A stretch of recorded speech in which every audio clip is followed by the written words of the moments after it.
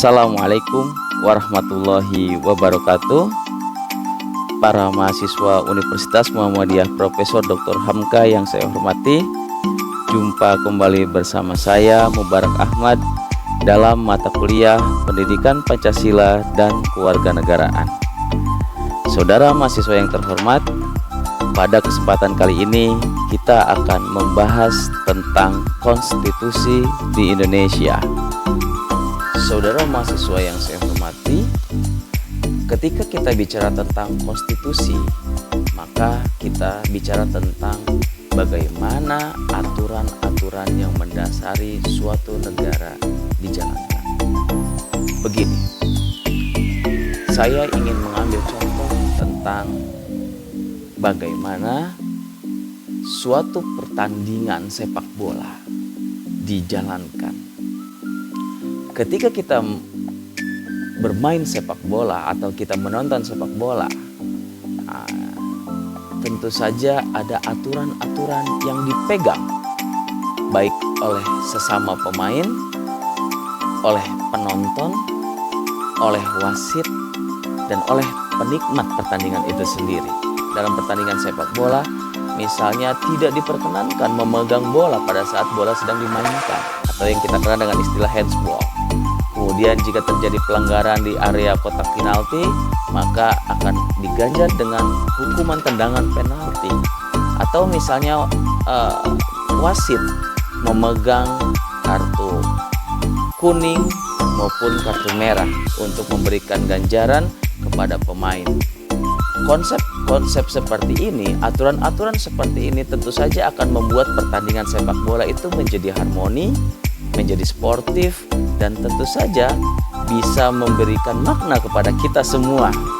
Nah, dengan pengandaian seperti itu, saya ingin menjelaskan tentang konstitusi di Republik Indonesia. Saudara yang saya hormati, konstitusi berasal dari kata konstituer yang artinya membentuk. Secara istilah, konstitusi adalah pembentukan suatu negara atau menyusun dan menyatakan suatu negara dalam sebuah tata aturan yang saling terhubung satu dengan yang lain. Konstitusi bisa juga dipahami sebagai segenap peraturan fondasional atau peraturan dasar mengenai bagaimana negara itu dibentuk, bagaimana negara itu dijalankan, bagaimana negara itu diatur. Konstitusi akhirnya dengan demikian dipahami sebagai suatu hukum dasar dalam menjalankan kehidupan berbangsa dan bernegara. Saudara mahasiswa yang saya hormati,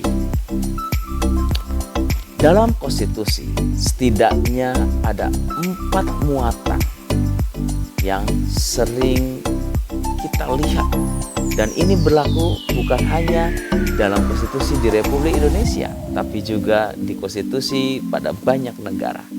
Apa saja sih muatan pada konstitusi tersebut?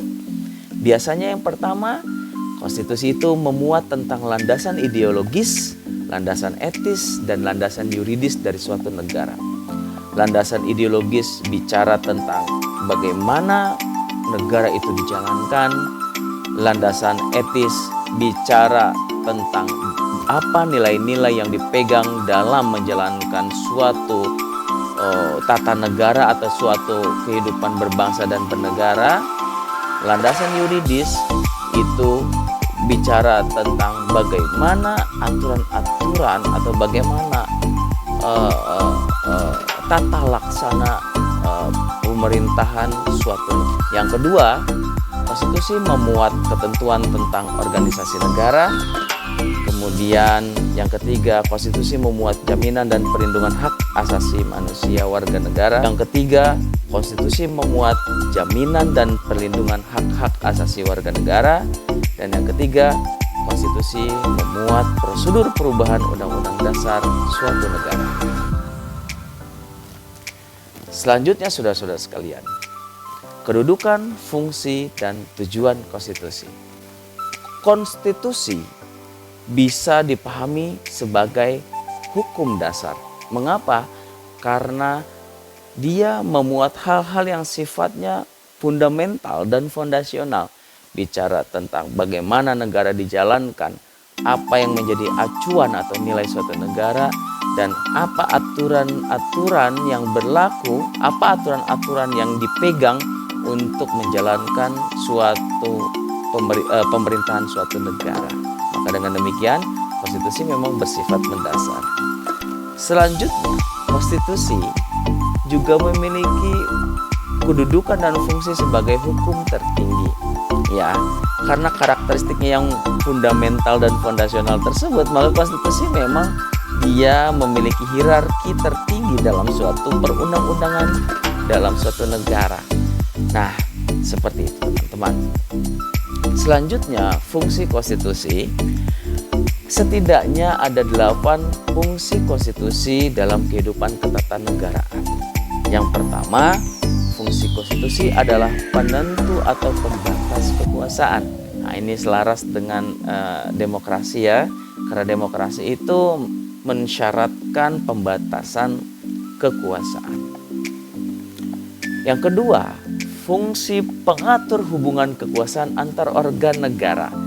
Nah, dalam konteks ini ya, antar organ negara berarti bagaimana sih kalau kita bicara tentang trias politika, misalnya fungsi eksekutif, fungsi legislatif, dan fungsi yudikatif dalam tata pemerintahan suatu negara itu diatur, dimanage dalam suatu pola ya, yang tentu saja itu diatur oleh konstitusi.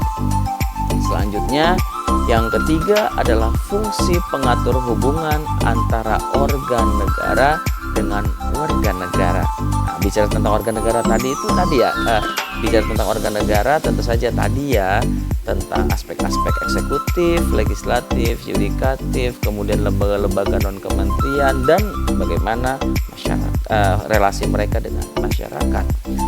Kemudian yang keempat, fungsi pemberi atau sumber legitimasi terhadap kekuasaan negara ataupun kegiatan penyelenggaraan kekuasaan negara. Yang kelima, fungsi penyalur atau pengalih kewenangan dari sumber kekuasaan yang sah kepada organ negara. Yang keenam, fungsi simbolik, yaitu sebagai sarana pemersatu atau symbol of unity, sebagai rujukan identitas dan keagungan bangsa atau sebagai identity of nation, ya, seperti itu.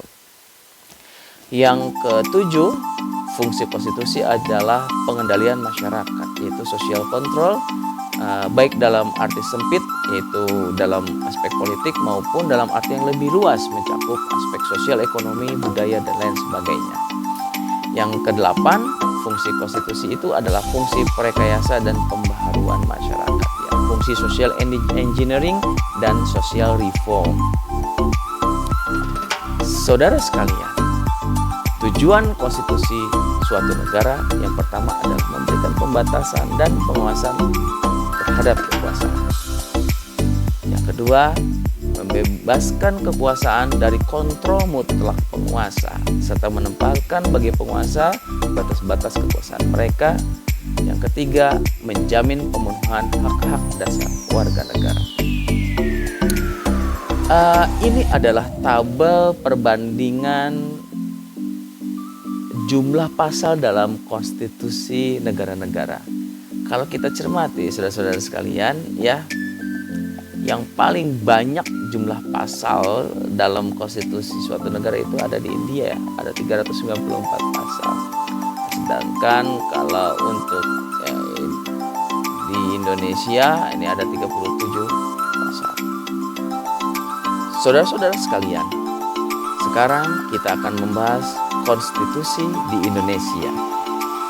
Konstitusi negara Indonesia adalah Undang-Undang Dasar Negara Republik Indonesia tahun 1945 atau kita mengenalnya dengan UUD NRI 1945. UUD NRI 1945 itu pertama kali disahkan oleh Panitia Persiapan Kemerdekaan Indonesia atau disingkat PPKI pada tanggal 18 Agustus 1945. Dalam tata susunan peraturan perundang-undangan negara, UUD NRI 1945 menempati tingkat yang paling tinggi. Ya. Hierarki konstitusi di Indonesia. Nah, dengan mencermati hierarki segitiga ini teman-teman, saudara-saudaraku sekalian, maka kita bisa melihat bahwa UUD NRI 1945 memang tertinggi ya secara konstitusional. Nah, di bawah UUD NRI ada undang-undang atau perpu, kemudian di bawah undang-undang atau perpu ada peraturan pemerintah, peraturan presiden, dan peraturan daerah. Saudara-saudara sekalian, ketika kita mencermati tentang struktur ketatanegaraan pada Negara Kesatuan Republik Indonesia setelah amandemen amandemen keempat, kita bisa mencermati ya, ini adalah hierarki hierarki ketatanegaraan dalam Negara Kesatuan Republik Indonesia.